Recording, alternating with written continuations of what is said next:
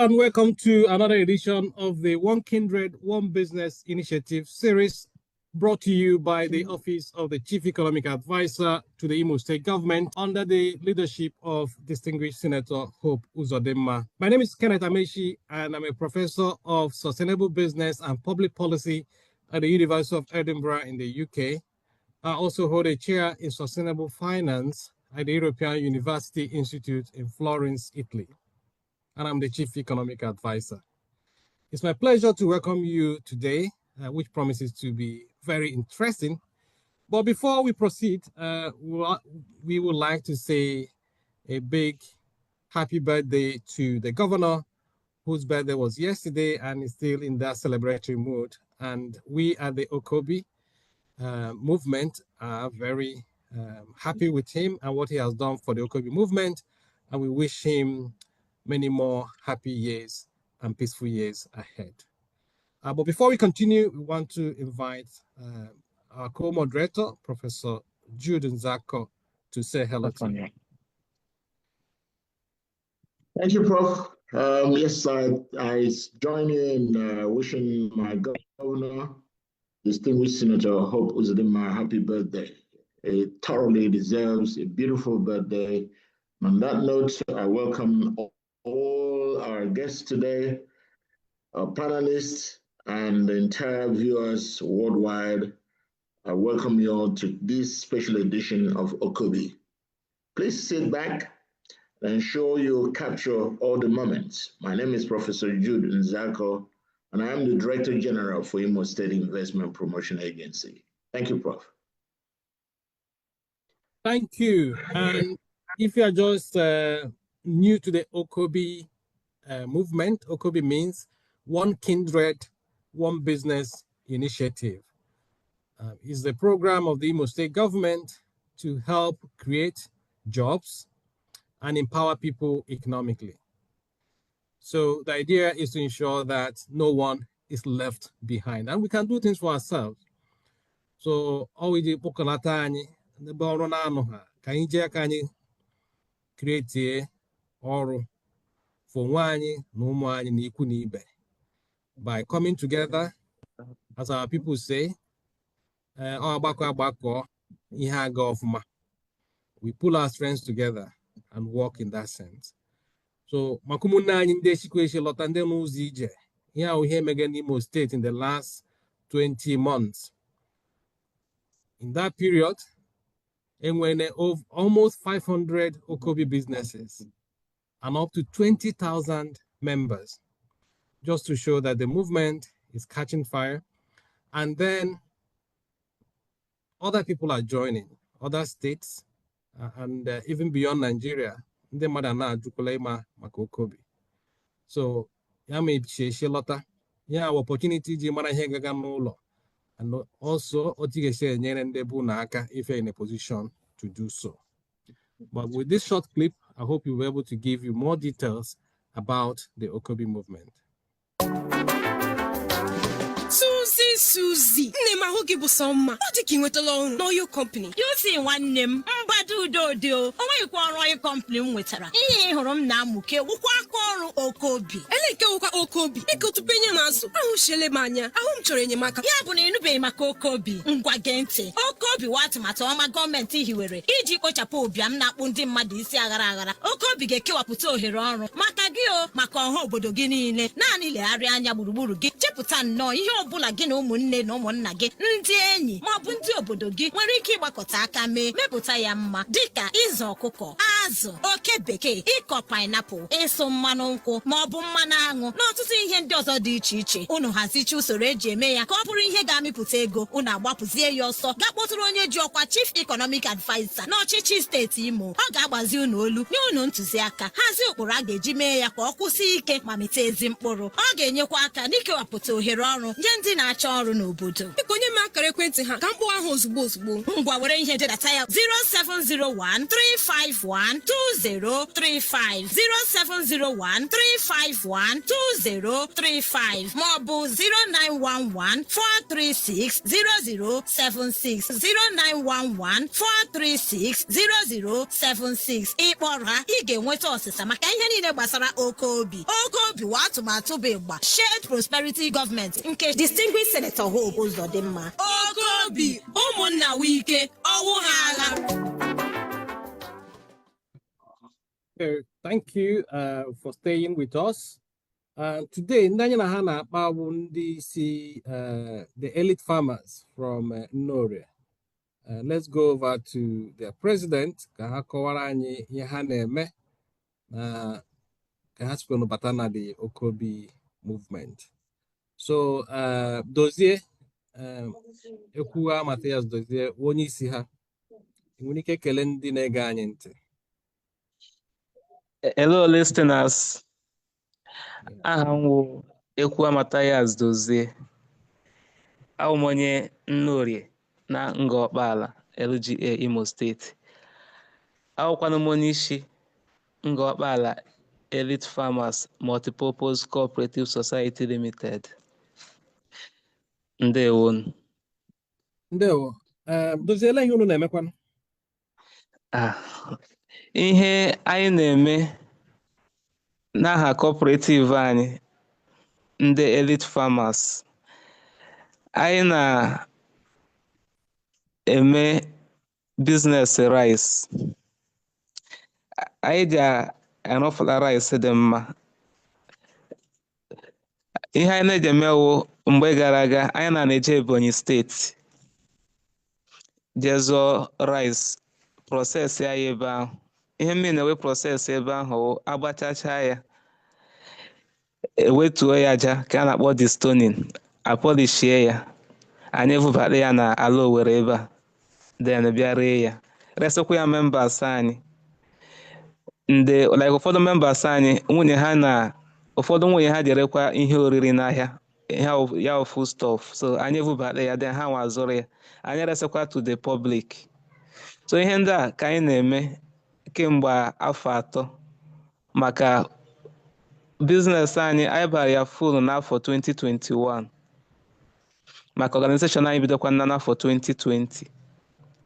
So anyị bubatazie ya due to na anyị anaghị ejecha oke gain ere ya, anyị na-ere ya n'ọnụ na cooperative price to our members. So ọ na-emezi ndị mmadụ na-achọzi ka na-abịazi na-azụrụ anyị ya mgbe ọwụla. So anyị bubatazie ya from Ebonyi steeti, ndị mmadụ abịa zụrụ ya n'aka anyị. So ihe a ka anyị megidere bịa ruo n'ogogoro anyị rutere ugbu a, anyị jiri zụtata ụfọdụ machine ndị a na-eji process rice.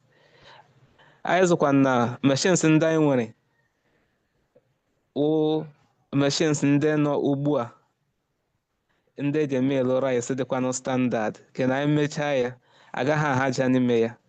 Otu a na-asị mebi rice Abakaliki o ji enwe aja, onye kpa ya akpata aja. Rice nke anyị na-eme onwe ha aja dị, enweghị ihe na-adị iche ịra foreign rice. So ọ ya wụ business anyị na-eme ugbu a. Ndewo. Okay. Olekwere ihe mụrụ unu na-eji aga Abakaliki? Anụ m na-akọkwa rice na Imo steeti, ihe dịka ebe Ihite-Uboma and ebe Arọ ndị Zog.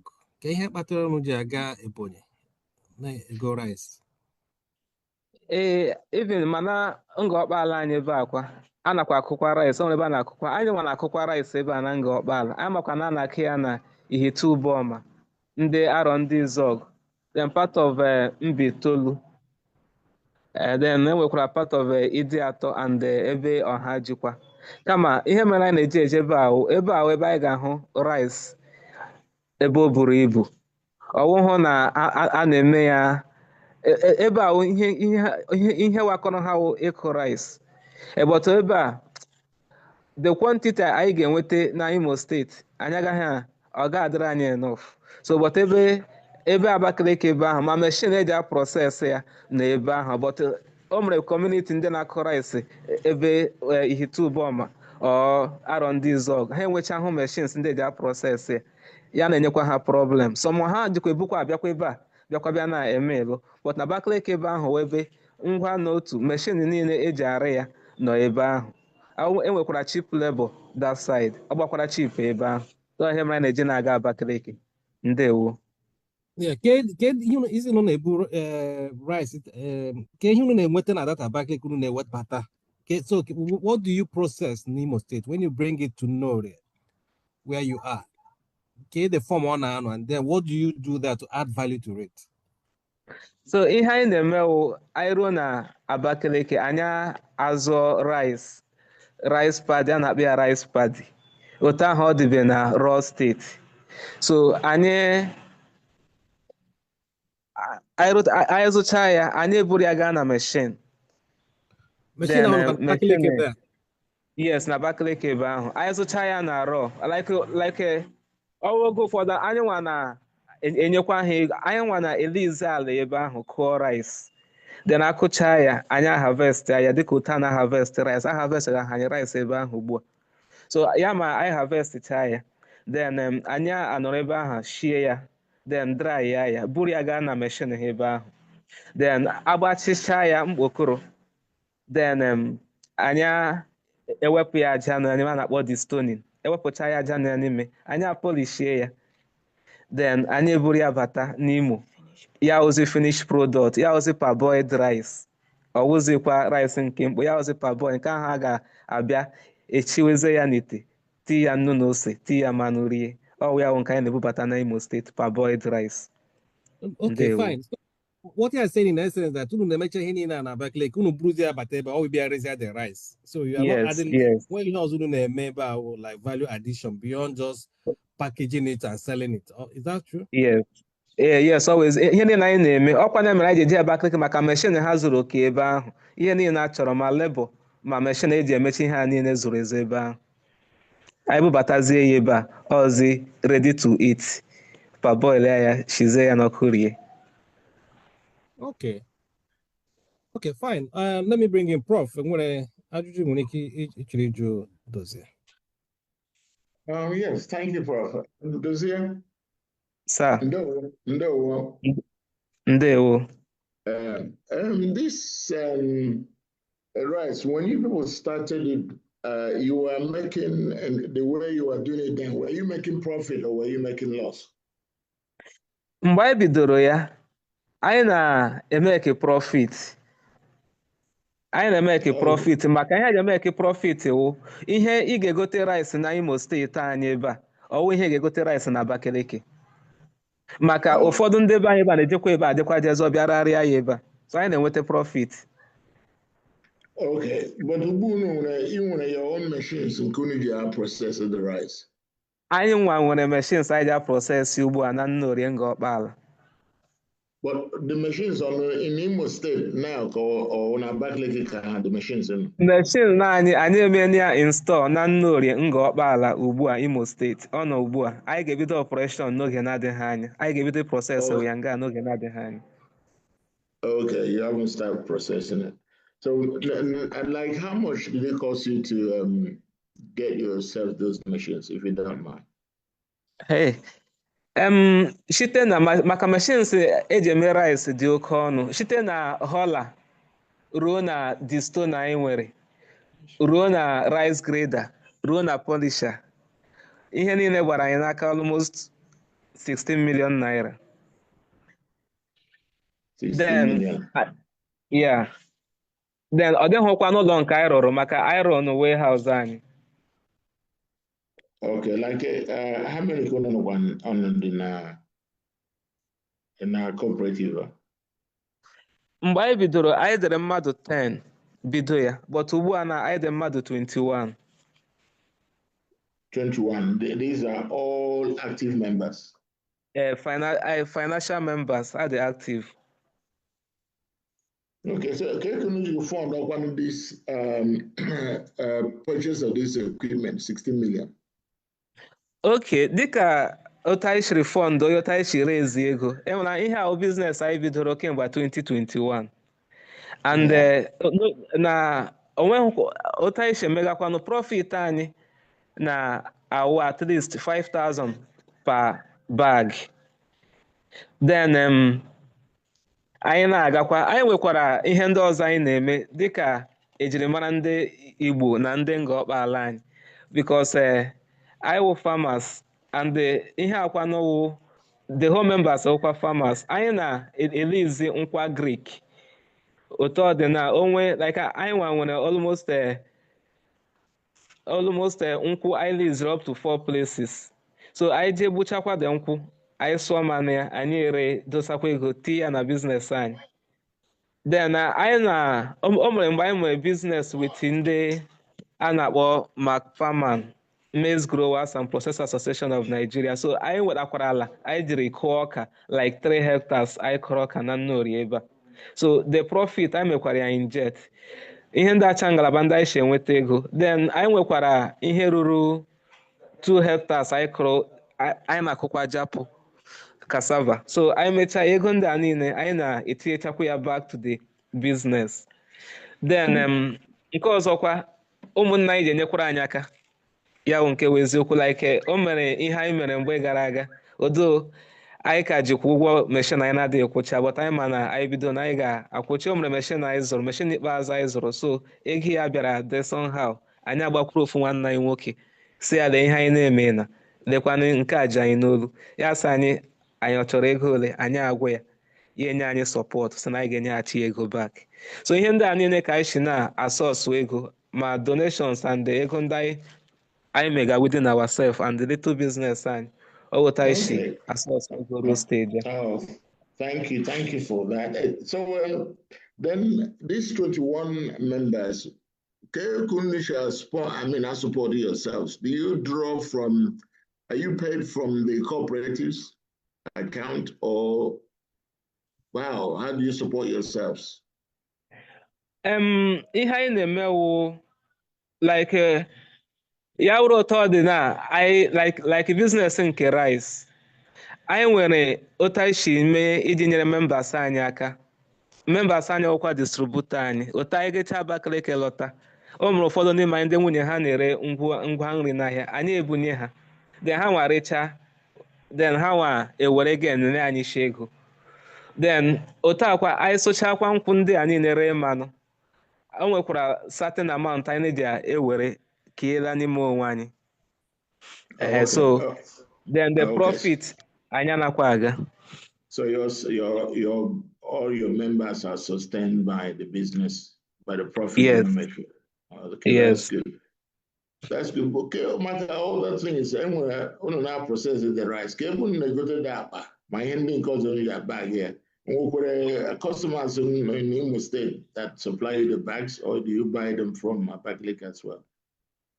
Yes, like na ọ n'afọ ndị nke ọzọ gara aga o mere ihe merenụ so anyị na-azụ akpa n'ebe ahụ before ofu onye abịa nye anyị ndụrụmọdụ so ọ ga-aka mma ka anyị printịwa akpa n'aha anyị dan because nga ahụ anyị na-azụ akpa n'ahịa ebe anyị na-epromotu ndị nke ahụ ndị aha ha nọ n'akpa ahụ so ihe anyị meziri wụ lọtazie bịa chebara okwu ahụ echiche so akpa anyị na-ebu aha anyị elite rice. So I printed about elite rice. So on the I went 50 kg. That is printed in Imo State because all I'm after is to see how the value chain, how people are creating some opportunities within the value chain in the processing of rice. So print here in Imo State that should also create some economic values for our people. But anyway, yes. I think your business model, frankly, I think is a typical OKOBI business. And your persistency and being able to sustain yourself in that business is very encouraging. I hope some of our people are listening. It's a wonderful idea, putting money together, getting support from some members of your community, and then injecting your profit back into the business. That's workable, and I can see you guys going from strength to strength. So keep it up. Thank you, sir. Have you considered taking facilities from like the agri banks? Have you considered yes. that? even expanding Yes. your business, because then if that will come handy. Anyị nwa na-enwe ụdịka echiche dị otu ahụ maka na anyị nwere projekti anyị chọrọ ime site ugbu a ruo n'afọ 2028 sorry 2038. So projekti ahụ ọ bụ vision anyị nwere enwe. So anyị nidikwa na ime expand resource for support fund a ga-eji eme ya maka anyị lechara anya otu ihe shidere na Imo steeti and hụkwanụ ihe anyị nwere ike ime. So anyị na-achọ ime ka ebe ọbụla ezinụlọ ọbụla ga-enwe ike imefu afford rice dị mma ha ga-eri. Ihe m menere wụ ịma otu o nwere ndị a na-ere ofu kọpụ rice maybe 400 500 but plan anyị mgbe ahụ eche m anyị ga-agbalị ike anyị ime ka ezinụlọ ọbụla nwee ike imefu afford ezigbo rice dị mma. Every home must afford a good rice to eat. So ọ ya wụ project anyị nwere site ugbu a ruo n'afọ 2038 then anyị ga-eme ya na rice ga-adị surplus ga-adị available na every household nọ n'Imo steeti. Ọ plan anyị. So anyị nwere ụdịka plan a anyị ga-achọkwa enyemaka ndị mmadụ ndị ga-enyere anyị aka iji hụ na ọ gara n'ihu. No problems. Always keep in touch with the OKOBI team because there are a lot of opportunities being offered by the federal government now through the CBN, and also there are some opportunities from the state as well. So keep in touch with the OKOBI team, and we'll always let you know those opportunities when they will start. I wish you well. Thank you, sir. Thank you, sir. Okay, thank you, Prof. That was very engaging. Ka anyị gakwa na otu onye n'ime ụlọ the Vice President, Mr. Obasi. Obasi, kele ndị na-ege anyị ntị. Ndewo. Ndewo. Ọ dị mma. Okay, so I give you Vice President ndị Ngor Okpala Elite Farmers. Yes, I'm Vice President. Okay. Olee otu isi bata na otu a? Otu so na one of the pioneer members. I rọkwuwere ya n'onwe anyị. So ebe ihe kpatara ele ihe bido ele ihe kpara unu aka n'obi nyekwana unu obi shi ike na unu bido ihe a na ọ ga-enwe isi. Onye nwere anyị obi shi ike ọdatị asa agbazu onye ọma mere ya akpọ ọfụfụ. So unu dị abụọ na-eme ihe ma ọwa atọ ihe ahụ ji aga nke ọma ma onye ọbụla na-epule ebe atọ o kwesịrị ipule. Ele otu unu si bido achọghị ịmata ị na-asị because enwe ndị ga na-ege anyị ntị ha na-awọ nda elekwa otu ndị a si bido maka sometimes ịgwa people maka ihe banyere OKOBI si mmadụ atọ ma mmadụ anọ nwere ike bido something mgbe ụfọdụ ndị ebe ka anyị ji asị ọkara ha ma ha ji aka ha mewe ihe maka okwu na ụka anụ ya so ele ihe kpakpara na aka n'obi unu jiri bido what led to ka anyị ji bido ụdata anyị họrọ ndị mụọ na mmadụ jema gị gwuosa ime ihe dị otu a ya aga anyị họrọ onwe anyị ndị mmụọ anyị ga-ema na adịsọwụ na abịadụ onye ka mee ya alakpuo ihe ọbụla anyị kiri na anyị na-eme anyị ji ezu eme ya ma ite ego ma ọrụ praktikal ọrụ. bidoro ihe a site unu ji gbuo agụrụ nọ n'obodo unu bidoro ya si unu ji kpatawa ego nyere onwe unu aka. So I just want to understand what led you to say ọnwụ iji kpata ego nyere onwe ya aka because ya bụrụ ka igbe agụụ somebody nwere ike ịkọ ọrụ n'onwe ya gbuokwa agụụ but ọnwụ iji nyere onwe anyị aka. So otu cheta na cooperative a ihe ga-enyere unu aka ahụ because unu nọ n'iche iche ele onye wetara this idea ịmara otu o si bido. Onye nwere that idea wụ chairman anyị Udozie anyị nwekwa na-eme the idea embrace sori ya anya na-eme ya. So other people ndị ọma na-ejikwa dị mma na-ajọ n'anya anya na-eme ya. Otu ọdịnala ka ị na-eji esu ọrụ like ebe anyị kụrụ ọka 2 years ago anyị niile ji eso je na-akụda ọka oge rukwa ime ya fertilizer anyị ezu oge rukwa ibe ya anya abụọ ọba anyị ji arụ ọdeten ebe anyị nwekwara ebe anyị lizikwara nkwudi senten wee sịpụta onye ọbụla fụta anyị ji otu obi arụ ọrụ anyị. Okay, otu ọnụ dịkwa no 21 today. Onye chọrọ ifunu si ha chọweghị ime nụ ke the process. onye chefu na ọ chọghị ime ya wụrụ na ada ugbo ji anyị agaghị esi ya ejela ya wụrụkwu na onye ji anyị ụgwọ ya kwụọ anyị ụgwọ gafuo. Okay. So gị na echiche nke gị na kemgbe afọ atọ n'ọrụ gị ọrụ a, olee unu ji enwe ele ihe ga-consider the challenges because people a sị ga nwata na-ebega akwa akpụgo aka nna ya nụghị ya nne ya nọ nụrụ ya gaa ndị mmadụ aka sị enwere ihe nụ na ihe ọka mma meji ememere ka onwe m meaning that enwere nsogbu na-esikwe n'ime ya afụta, right? The challenges anyị nwere that anyị kwuo ugbu ya na anyị na-atụ 50,000 for example onye na-adụsoji 50,000 na ahụ okwu anyị na ya ga na-eda ha ada so ekwudi ya mgbala abụọ ya afụ ọnwụ o ji dị mma na onye ọbụla gị so na ga-edi sure na ya dịtụ somehow buoyant eke ego ya akpụ. What about okwu na ụka? Ndị mmadụ nwere ike na-enwe ihe ga-afụtụrụ n'okwu na ụka ma ụnụ mewe chiri hazi ọlụ ebe ka anyị ahụ na-eji afọ okwu na ụka ụba eji weta ego na akpa eji eki ya so ya wụrụ ma gị weta 100,000 for example enwewe dividends eki gị ke 100,000 adị n'okwu na ụka adịghị n'ihi na onye kpụrụ 10,000 na onye kpụrụ 100 aga n'iketa ofu ihe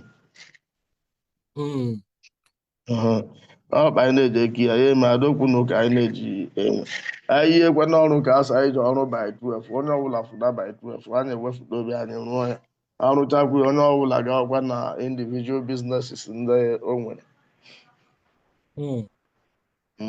so onwe mere anyị sebe okwu kemgbe anyị bidoro destin ọrụ gị kwana as vice president ele ihe o mere ntaa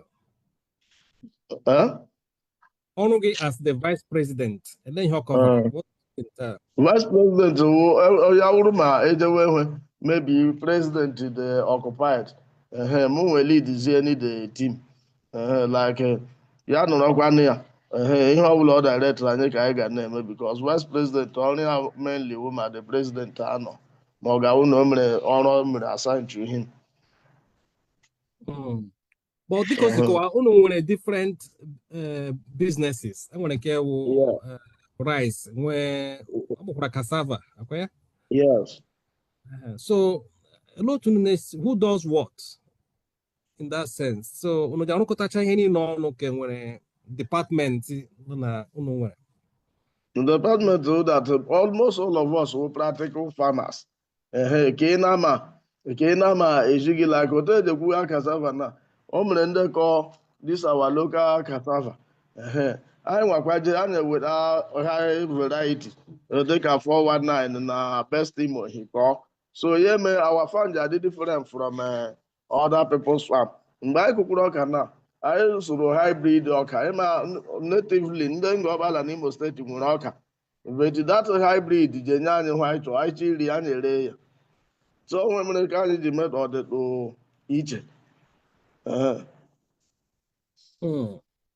so ihe banyekwara ihe akụrụ n'ubi na ịprotect ya ịma enwekwara ndị ekwuga na that because otu agụrụ si dịrị n'obodo akụ ihe n'ubi ndị ochie ezuru ka anaghị ezu nakwana ndị ekọwakwasị nwere ndị ji anụmanụ bịa emebigara ha ihe unu na-enwe challenges dị like that.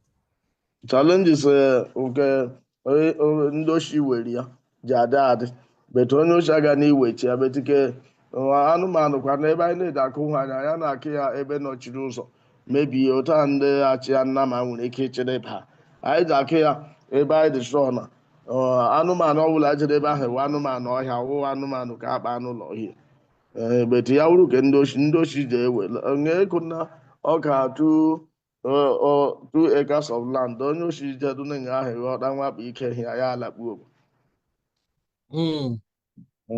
so enwere challenges as far as village is concerned but adịseji ihe zuchi ya akpa adịgwana sa ịkụrụ ji akụhụ ebe nna ma nwere ike ijedufu ngwa ngwa ihe banyekwara n'ala because for you to get ala ebe ahụ ikwu bara ime mmadụ n'ụji azụ ala azụ kwuru na-eji azụ ala ebe ka anyị a na gị chọọ ọrụ na-arụ next year ejila ugbo ya kwuwe okwu ya other people nwere ike ịchọ ala ndị nọ 4 years but anyị nwa na mere na ahụ anyị na-arụ anyị je hụ ke 2 years anyị ji asa azụ rụọkwa ya rụfụdị ya ahụ so fụrụ nnọọ na anyị azụla chọwakwala ebe anyị na-akụ lizie.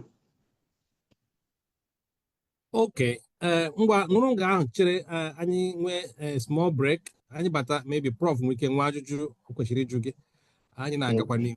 If you are just joining us, this is the One Kindred, One Business Initiative series brought to you by the Office of the Chief Economic Advisor to the Imo State Government.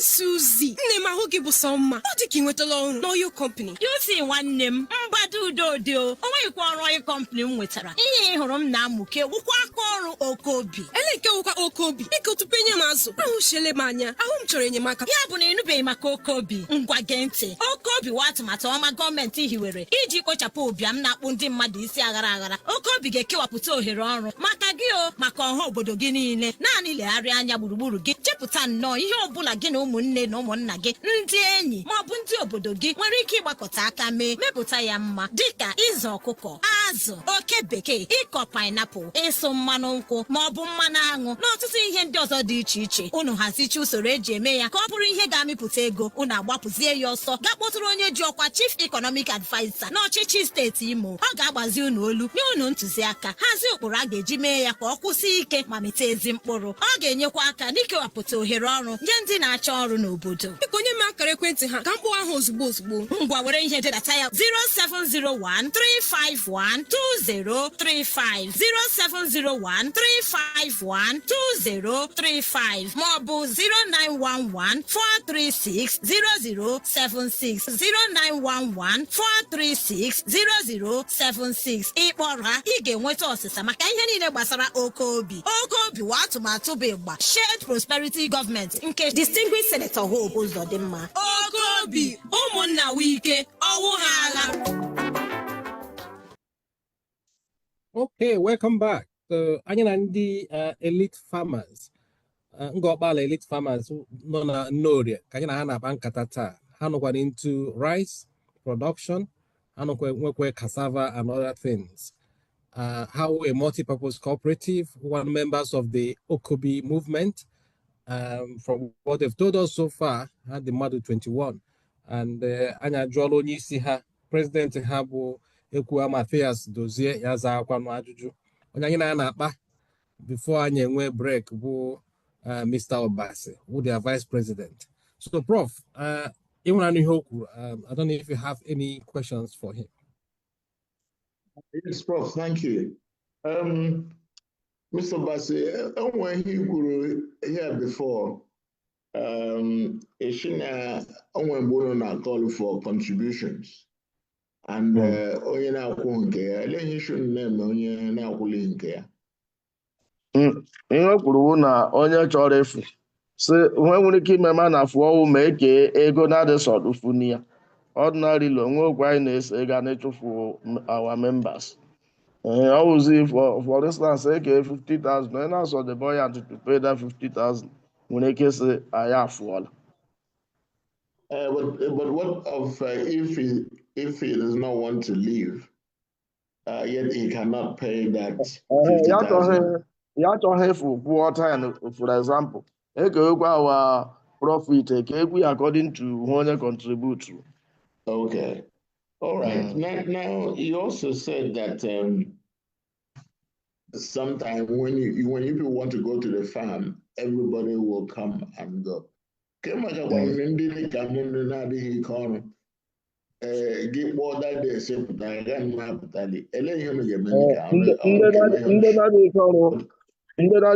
for example, na labor like able this year, one labor that say na 5,000 ndị esusu ndị bụba na 3,000 onye na-adị ike ọrụ ga-akpọta ndị gị nọchite anya onye nwekwara biznes ka ya mbacha okpuru ya gakwa ịkpọrọ anya ofe onye gị nọchite anya ka ya kwụọ the person ụgwọ. Okay, that's good. So in the cooperative now, also ndị Okpala na members, nchọ ịbanye gị ọnụ emego m allow. Ga-eche ịbanye anyị ga-eme gị allow.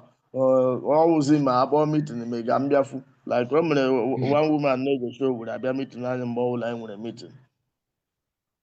Okay. All right. So it's an open membership, so anybody can join Yeah. from anywhere, provided they can satisfy your rules. Okay. Now the produce cassava, palm oil, and several other things. Came back our off takers on the challenge in ire no produce. Couldn't recha hedum bonkwem. Nwabere nwe ndị anyị nwere na local market juru eju na Okpala awụdịghị bufude ya gaa market ya immediately because ma cassava ma the rice ma oil when ndị ahụ wụ even all the main produce ụkwa na-ederi ya ala o mere product ndị ka inwe ya ga-achọwaba ya so our own. Okay, that's good. Well, I wish you guys well. Looks to be that you have all it covered. Prof. Yeah, okay. Thank you. So let's go to Eke Ngozi Obiageri. Anyị nọkwara olu nwaanyị memba unu. Ngozi, ị nwere ike ikele ndị na-ege anyị ntị si na hello. Yes, hello listeners. Ndewonu. Ndewo. Adakwa n'otu ide. Adị mma. Okay. Ọ naanị gị nwaanyị nọ n'otu a? Mba, beta ọmụnwa eso m na the ESCOs. Okay. Adakwa n'ọrụ nke gị? I'm a secretary of the organization. Okay. So lee ihe ọrụ gị mere entail. Ọrụ m wụ idekọta minutes ndị ekwuru na meeting. Then na-etikwa anya na ihe ndị emega. Na-enyekwa my own ideas. And ya wọrụ. Okay. Adakwa mgbe ị join dị otu? I joined m ha na 2023. Okay. Gịnị kpatara iji join kwa na ha? Yes, already enwere m ụmụ nwanyị anyị nọ na cooperative anyị, but anyị feel that anyị enweghị connections because initially this cooperative ọ na-wee mepe ya na-eche for government grant, government free money and all that. So when I find out that these people nwere okwu ha ji aga, I had to join them too, so that anya enwe ike iso he n'afọ out there n'Owerri. So that's how my motive of joining them initially, before I saw other things inside the cooperative and I embraced it. Ndị otu a gị na ha nọkwa na mbụ ị gbagharala ha gbaghara? Mba, I am their president. Mụ na ha nọkwa. Okay, nkwere ndị ka isi ebe ahụ join kwuru unu na this Ngor Okpala elite farmers beyond yourself? Yes, I need my chair lady, my secretary, me and my financial secretary nọkwa na this elite. Okay. So as in the cooperative, ugboro kuna kwa na meeting every month or every week. I don't know na say meeting. I na-eme meeting every 2 weeks. Okay. I na-eme meeting anyị every 2 weeks so that anyị enyere ndị keshi like anyị nwere one lecturer she were abịara anyị meeting. So she can be coming every week. So I na-eme ya every fortnightly. Okay, onye na-abịakwa na meeting nwere penalty, nwere iwu nọ na onye ahụ? Mba, anyị anakwa ha na onye ahụ iwu. Onye na-abịa meeting anyị anaghị ana iwu. Because it's not a regular village meeting or club. So, but everybody na-agbalị abịa because anyị reached that agreement that onye ọbụla try ya na-abịara anyị meeting.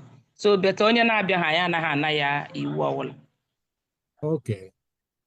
So, dịka m si jụọ Mr. Obas, gị nwa nụkwanụ n'otu a, ọkwanụ gị nwe ndụmọdụ na-enye ndị chọrọ ibido, ka ihe nwere ike ịgwa ha banyere Yes, based on your own experience so far?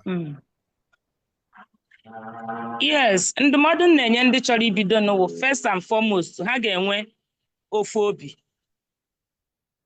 Ha ga-enwe ofu obi mara that matakwanụ exactly ihe a chọrọ imeni.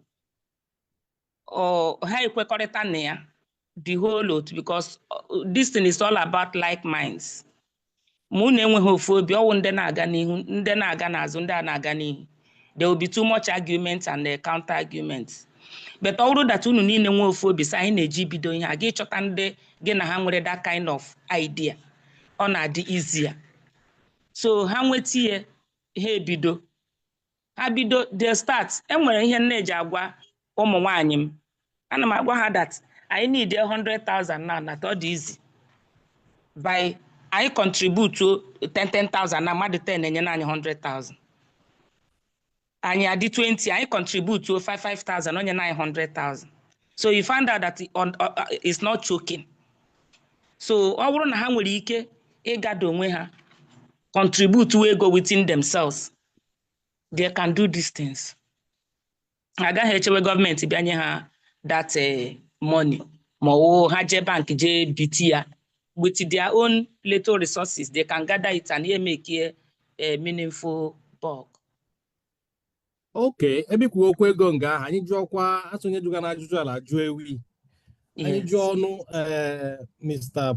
Paul Green Ikechukwu, Financial Secretary unu. Ndewo. Ndewo, sir. Hello, Tidi. Somebody be, sir. Agị onye ji ego ịkwa. Oh, why wow. I akwụkwọ ego. Unu ji akwụkwọ ego. So are you impressed by the money unu na-make?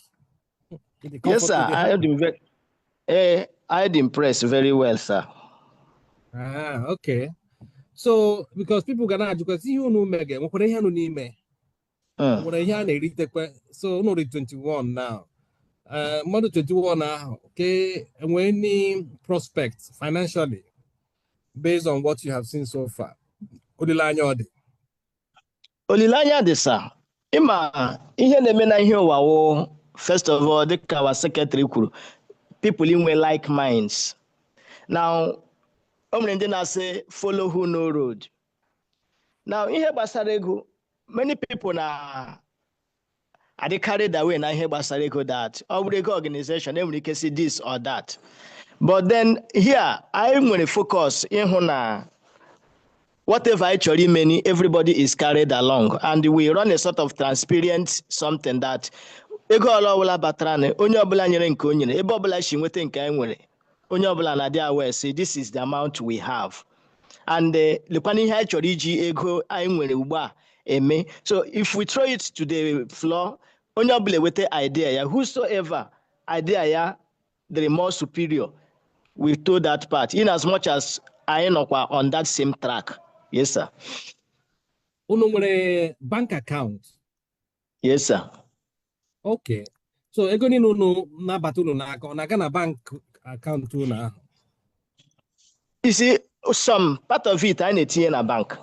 But being that I nwere immediate need, like in machines ndị anyị goro ugbu a na, I channel the majority of our money to that, and even paying full and every other thing. Majority of our money, sir, nabia in hand, because I got here Okpala dị ugbu a na. If we sell whatever we have, I jiri gaa here. So I go some of our needs. We go to ihe ndị anyị need. Ọ bụ ta isheme. Nke fọkwara n'afọ anyị etinye ya na bank. Aga akwa ahịa, sir. Oh, yeah. Okay, otu no di 21, gị nwakwana onye na-echekọta ego. In a year, ọkpọkwala in a month, every month. December will not peak period. Let's assume from January. Yes, sir.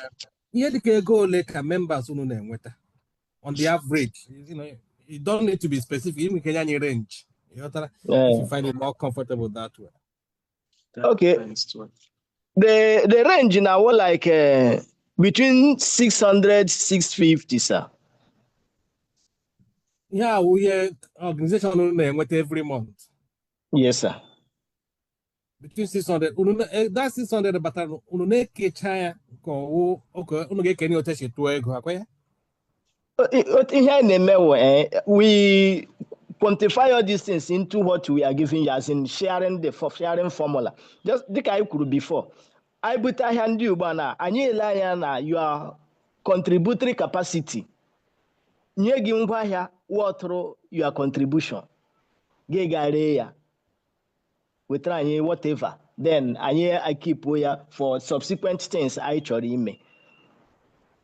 No, just walk me through it. M remember now. Ele Yes, sir. ọdịrị ego m ka na-enweta every month. Ọ ihe ahụ ibunyere m na ngwaahịa m rere m were gain nọ n'elu ya. Ọ ihe m ga-enweta. 30,000 every month, sir. Okay, at least it's a good starting point. At least unu Yes, sir. na-agbagokwa n'ihu na-aga. That Ya amount na can go up. And onye nọ yes. na village, maybe ebe nnori ebe ahụ nọ na-enweta 30,000 every month. Nwere ike kara onye nọ n'Owerri nweta 70,000 mma, isn't it? Yeah. Depending on how she handle lawyer. Okay. Fair enough. Prof, nwere ajụjụ ị na-ajụ Paul maka ego ọ na-echekwa? Well, I think you asked him almost all the questions that need to be asked. For just Paul, I like the way you saluted when you were asked hello to him. You said very well for now. So Yeah. I hope you are keeping things under check. Yes, sir. So I wish you well. That's all I can say now. And I use this opportunity to appeal to our listeners and other communities to embrace OKOBI. Because at the moment, OKOBI is no longer an Imo State thing. It is a global thing. And many countries are keying into it. Many financial institutions in Nigeria are also keen into it, discussing about it. We just finished the Imo State Economic Summit, and that was a very, very important topic. OKOBI resonated heavily in the minds of most people that attended. And since after the summit, we're receiving inquiries every day how to become an OKOBI member here and there. And financial institutions are also considering OKOBI to fund it. So please, if you're listening, do encourage your community to have OKOBI businesses set up so that we can grow the economy of Imo State, as well as driving poverty away. It's a purely own business which financial institutions are taking interest in. So I thank you, my brother Paul. Thank you, sir. I wish you as well. Thank you, sir. Thank you. Okay, ndị ọma na-ege anyị ntị, unu anụ maka ndị Nnorie, Ngor Okpala elite farmers. So dozie onye chọrọ kọntaktị unu jụ na ajụjụ nkwe nọmba a ga-eji nweta unu? Anyị nwere phone number. Ike kpọkwa the phone number. Phone number anyị wụ 080 6940 9980. Ike kpọkwa ya ọzọ. 080 6940 9980. Ọ ya phone number anyị. Okay.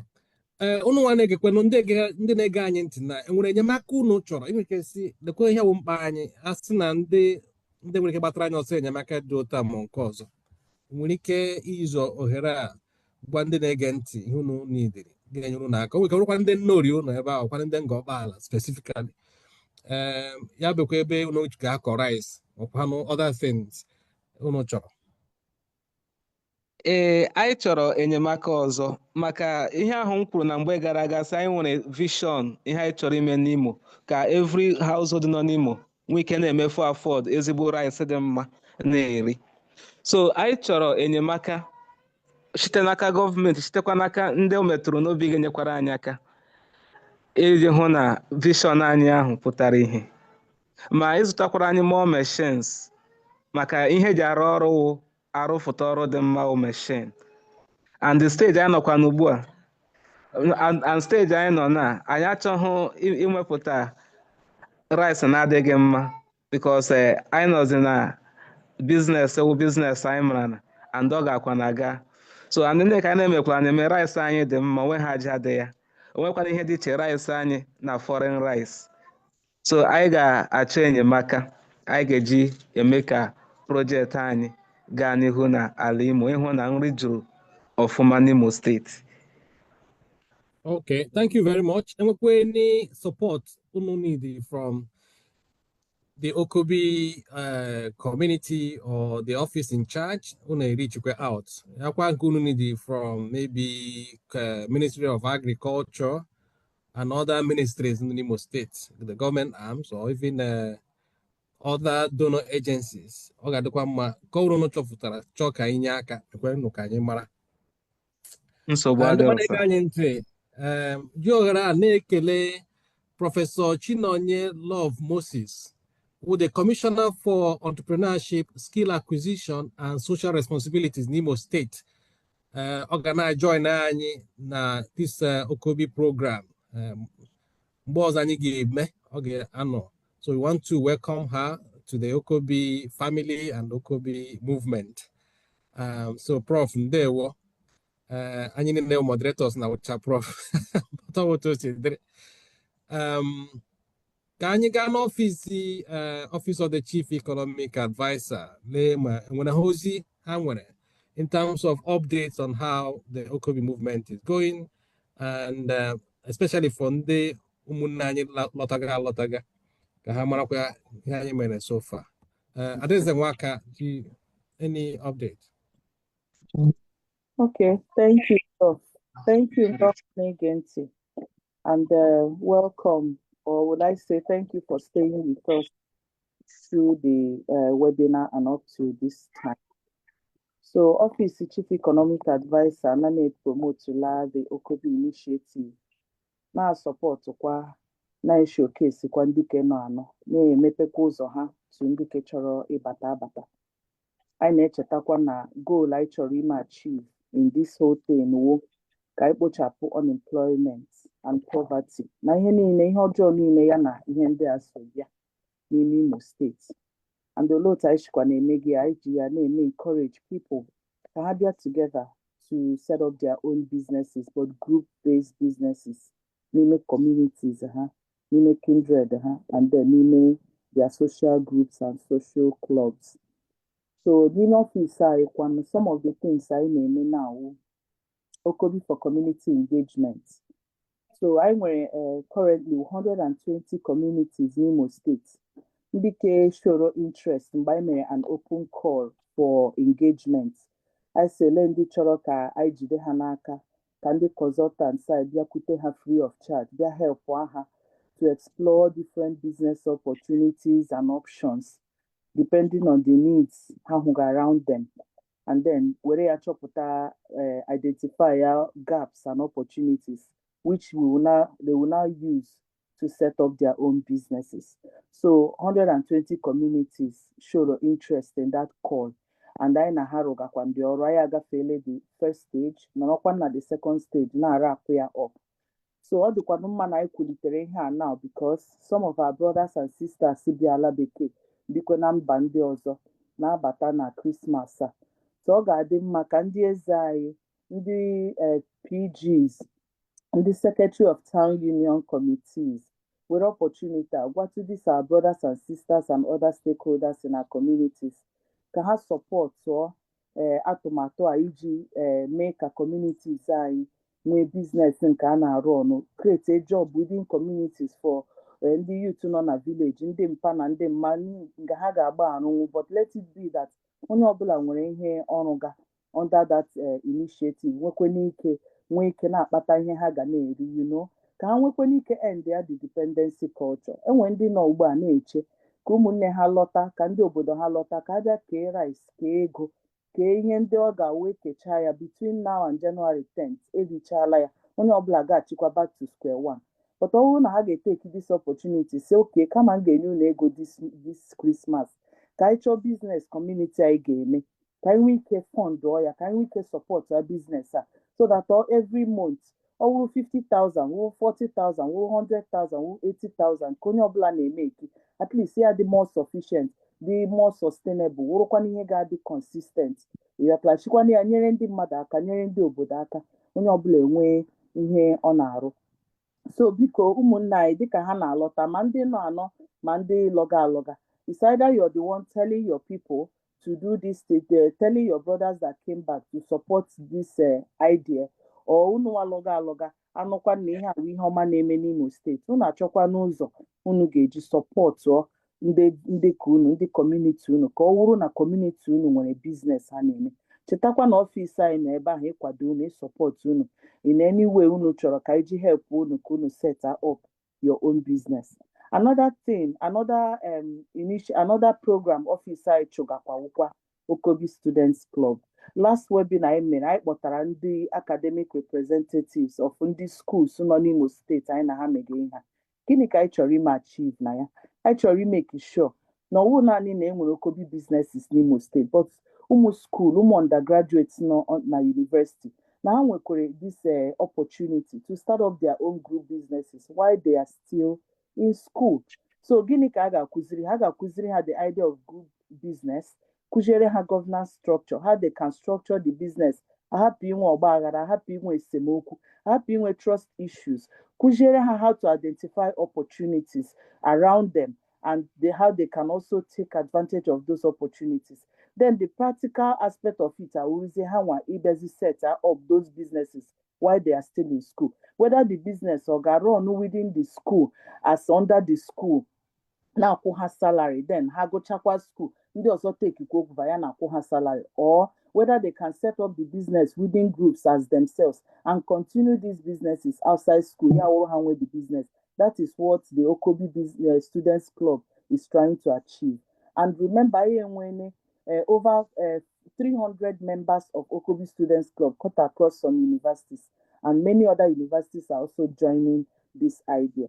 So to end this my Nyemdin Choriko office in Emewo, mgbe anyị mechara Imo Economic Summit, o nwere otu ihe ọma pụtara n'ime that summit ga-abara ndị OKOBI businesses uru.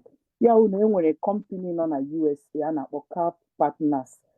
They collaborate with Africa Business Affairs, another company that has been supporting this OKOBI initiative came by Bidoria.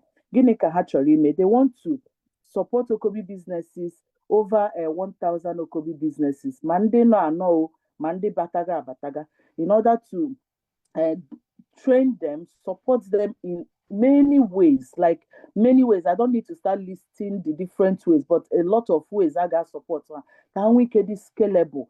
Scalable means ka ha kwụsị dị na-ere just within, ka ha nwee ike na-ere in bigger markets, na-adị globally scalable, then dịkwa investable. What do I mean by that? Onye hụzie ihe unu mege business unu amashi ya, obi aka ya iwepụta ego na akpa ya, say okay, aga m invest into your business. So this company now, for the very first of its kind in Africa, is starting it in Imo State in a 16-week accelerator program to support OKOBI businesses in a way that those businesses can be scalable and investable. So ụmụnne m, ọ wụrụ na unu nọga maka OKOBI, ọ wụrụ na community gị ka nwere ndị na-enwe ha ọrụ, community gị nwere ndị na-enwe business, na-enwe ihe ha rụga, please, ayọ ka m na unu take advantage of this opportunity. Do not be left out, do not be left behind. Office side, very open, our doors are open, our phones are open to take your calls for further inquiries, take your calls for explanation, take your calls in any way you need our support. So tupu ma hand back to Prof, aga m akpọrọ gị nọmba ọfịs anyị.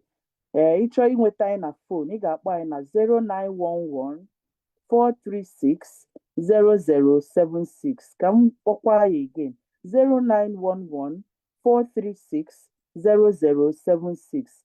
Unu achọkwana ịchat anyị na WhatsApp. Unu chat anyị na 090 1158 9113. Ka m kpọkwa anyị ọzọ for WhatsApp, 090 1158 9113. Bikonu, OKOBI agamiena. Don't be left behind. Thank you. Over to you, Prof. Thank you, Adeze. Thank you, Office of the Chief Economic Advisor. And it now leaves us the opportunity to thank the Okpala elite farmers, Dozie, Mr. Obasi, Ngozi Obiageri, and Paul Ikechukwu. Unabali ala si unujishike na kunu mega. Anekelekwa my co-moderator, Professor Jude Nzako, And also Professor Chinonye Love Moses got join the next edition and you get Manyinedia na Bataya na the OKOBI family. Na-ekelekwa ndị ọfịs Chief Economic Advisor Mrs. Jovita Agwu, Mrs. Adeze Nwaka, Miss Adeza Shaheme, and Miss Uba Namane. Sunu Bali Alajishike. I remain your host, Professor Kenneth Amechi.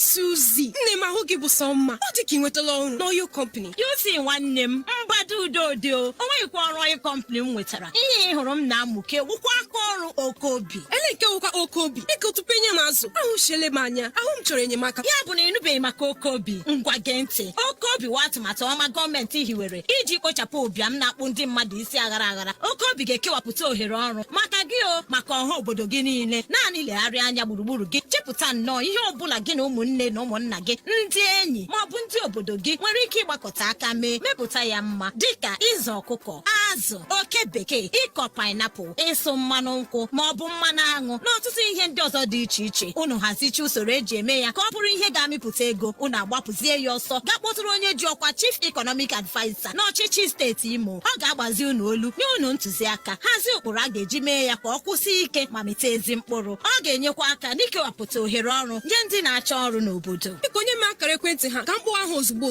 Ngwa were ihe dedata ya 07013512035 07013512035 maọbụ 09114360076 09114360076. Ịkpọrọ ha ị ga-enweta ọsịsa maka ihe niile gbasara OKOBI. OKOBI wa atụmatụ bụ ịgba Shared Prosperity Government nke Distinguished Senator Hope Uzodimma. OKOBI ụmụnna wike ọwụ ha agha.